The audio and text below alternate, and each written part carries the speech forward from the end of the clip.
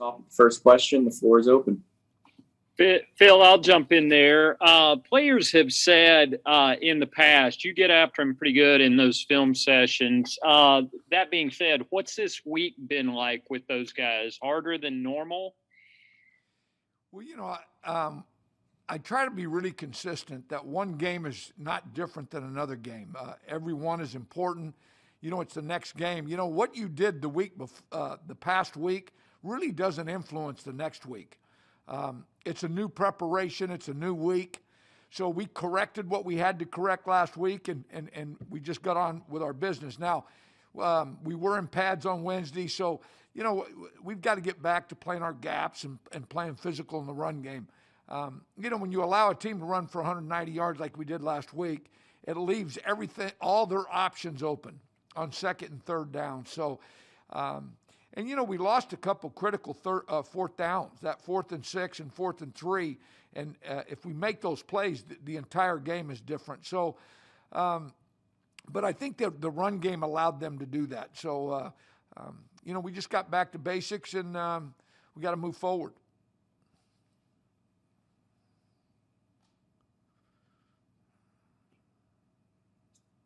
All right, let's go to Jonathan Alexander. Phil, did that surprise you at all to see that happen of your defense in that type of performance? Well, to be honest with you, yes. I mean, nobody really played well on our defense, and when I say that we coach them. So our whole group, our whole room, coaches and players, we did not play well last week. So, the reason for that, I don't know. I think we prepared, but we just didn't play good. So we've got to get back and get on track and play well this week. Let's go to Jason Brown. Coach Snow, thanks for your time. I hope you had a wonderful holiday. Yep, you too. When you look at Tua with the Dolphins, his career so far is sort of been, I guess, up and down. And how do you evaluate what you see from him at this stage of his career and this point in the season? I really believe that every week we're going to get everybody's best. So there's a reason why he was taken high in the draft. There's a reason why he's starting at Miami. So, I'm expecting him to give us his best, which is pretty good. So, what he's done in the past doesn't really affect what we do. We know their offense and what they want to do, and I'm anticipating him to play at a high level. So that's how I see him. And then just real quick then, when he's at his best, what makes him dangerous? Well, he's got good mobility in the pocket. He can sidestep the rush and make people miss and keep himself alive. He really scrambles to throw. He doesn't really want to run the football, and it's probably because of some of his injuries. But, I always anticipate, and we do as a staff, quarterbacks running with the football off the belly read action, which they have. And, Heineke last week ran, and I knew he was going to run.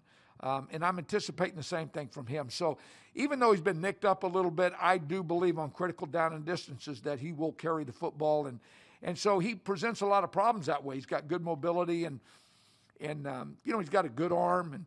And there's a reason why he was a first-round draft pick and drafted as high as he was. Next question will go to David Newton. Hey, Phil, I hope you had a great holiday. You weren't a mask to get even with us after you said the other day you couldn't hear us for our mask? Or? Yeah, we're in mask again. So it is what it is. We're wearing masks in meetings and everything now in the building.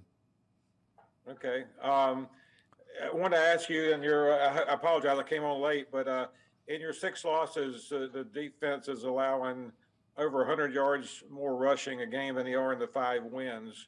Is there any common thread you found there? No, other than, the offensive lines and the tailback has something to do with that. But that's been our Achilles heel this year is we're not staying in our gaps and being as physical as we should be consistently. And you got to do that in this league. I mean, you let them run the ball 40 times, no matter how good you are against the run, they'll make some plays. And so we've got to limit the run game early and make them one-dimensional, and we have not done that in too many games this year. go to Joe Person next. Hey, Phil, good to see you. I think you guys started a little early, so sorry about that. So I hope you haven't been asked this, but we've seen you or seen Stephon Gilmore play a little bit, kind of still in a limited package. Do you anticipate a time where he be, ever able to do more than that this year? Yeah, I think so. He's communicated real well with us, and there's a timetable of when I think he can go and when he thinks. He's telling us, he knows his body. He's done it a long time. So there's going to be a point this season where he's going to play all the time. So I don't want to go into that right now, but when that happens, you'll recognize it. But he's going to play more this week, and so we'll see where it goes. Has it been tough for you, knowing how good he is, not going to have him on the field more than he has? Well, obviously, we'd love him on the field all the time, but I trust the other guys playing. They've put in a lot of hard work, and we trust our players that play, and so if he's not in there, I feel good about the other guys being there.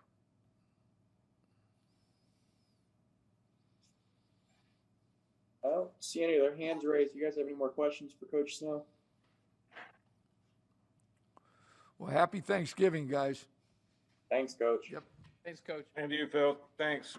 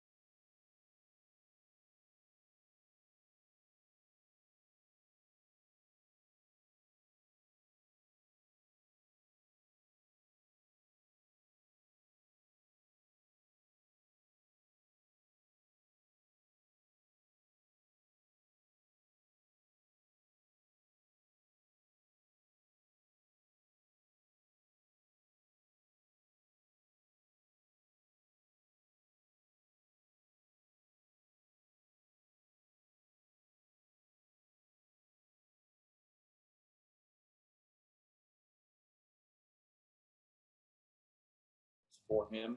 With that said, someone starts off the first question. The floor is open.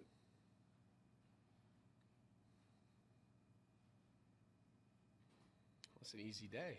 Hey, what's up, Joe? I have a couple questions for you, man. Sorry to, burst that. But yeah, so I'm curious, I know you all haven't had an opportunity to have many explosive plays. I know early on, offensive line had a big factor in that. They're playing a little bit better.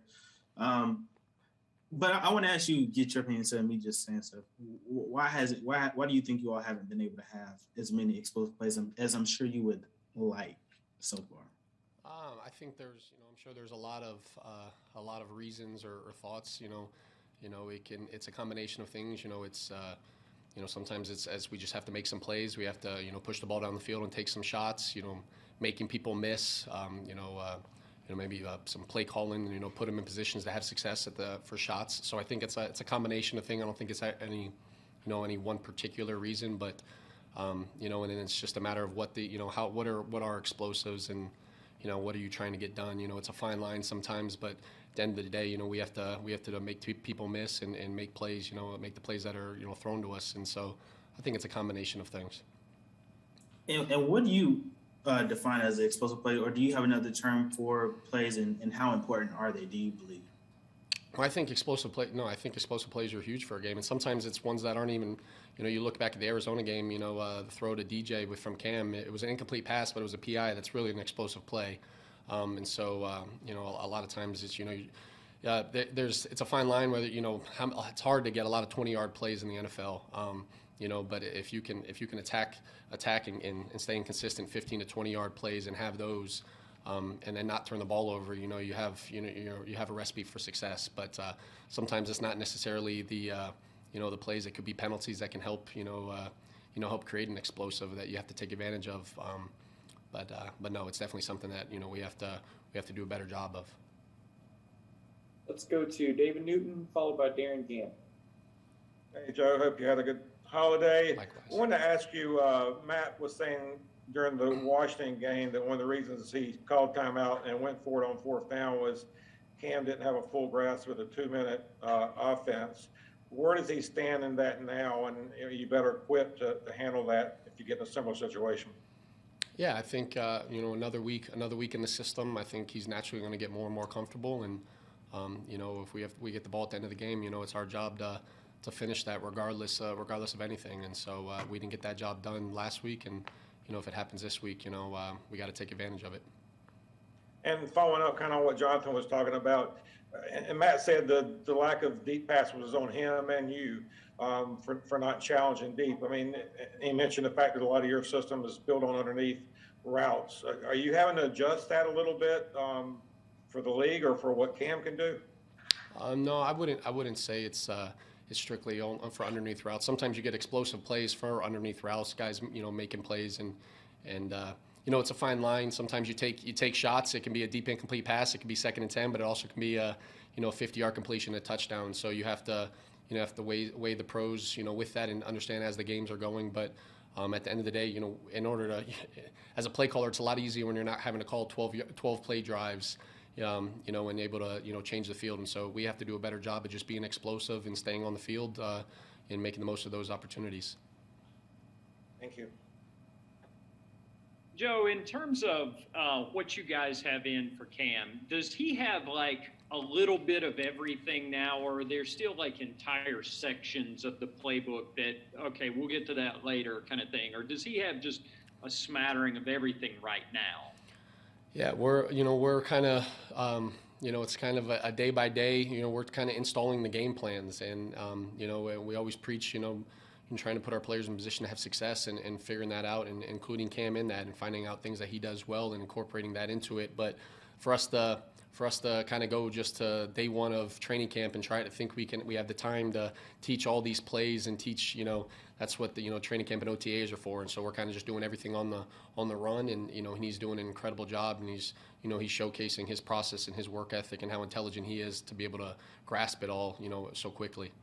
Are there particular parts of it where you've been impressed with, okay, he got this a lot quicker than I thought he was gonna? I think I think so often, at the end of the day, Cam will be the first to say, at the end, all that matters is winning. But for him to go out there last week and be able to function, not only function, but have success in an offense that he's been in and really practiced for 4 days and not come out of the game, I think is a testament to, his work ethic. His process is incredible. How intelligent he is.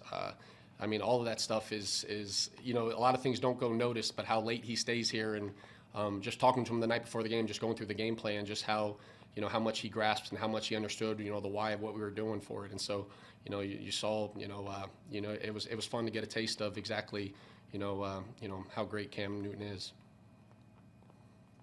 Next question go to Ellis Williams, followed by Joe Person.